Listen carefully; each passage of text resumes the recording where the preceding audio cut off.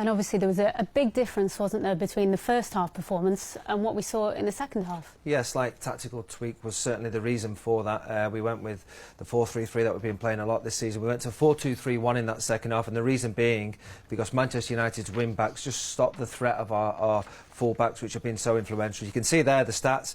I was watching the game thinking United are getting every decision. That certainly shows that. 10 fouls going United's way, only 3 decisions our favour. But look at the crosses. Only 5 in that first half compared to 16 in the second half. We dominated possession in the first half, but we were in complete command. It was constant, relentless pressure, in control in terms of possession. Look at that, over 77% in that second half. But we had much more pressure in and around that Manchester United goal because of the tactical change in terms of offering something else for their wing-backs to think about, to give more space then for our full-backs, Trent and Andy Robertson.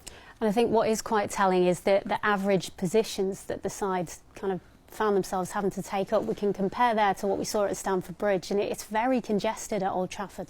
Yeah, I mean, we've taken it from another tough away game, which is obviously Chelsea, another side similar to Manchester United in terms of being a difficult place to go to. And the big difference is obviously Mo Salah was missing. He was a huge loss for us, not quite fit enough to start the game or be involved, and he just helps the other 2 attacking players, because I felt as though we were a little bit deeper. I mean, you look at Origi, he was playing closer to the halfway line. I think he was more conscious to do his defensive side of the game rather than someone like Mo Salah, who will certainly get in the opposition defenders a lot more. And you can see as well, like you say, congested. Gini Wijnaldum was a lot deeper in that position, and the way that Manchester United set up was probably a big factor for that set up for us. And we've got to take the positives, haven't we? Obviously, the chance to break Manchester City's winning run has gone, but Liverpool still on one of the longest unbeaten runs that the Premier League's ever seen. Yeah, obviously it's been a superb start to the season. It really has been.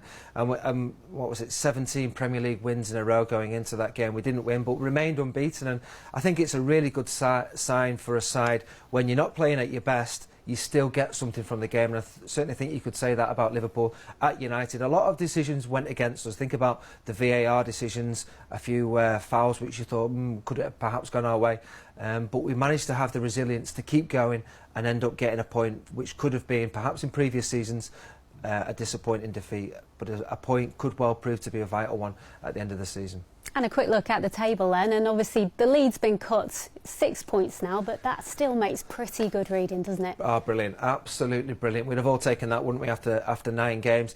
City obviously beating Crystal Palace, reduced the gap to 5 points, and our points at Manchester United increased it to 6 points. It will be the next one will be Tottenham. Surprised to see them so low down in 7th place. Hasn't been quite going their way, has it? But we know that will be a tough test, which is the next Premier League game after our Champions League game in Genk. But brilliant start to the season.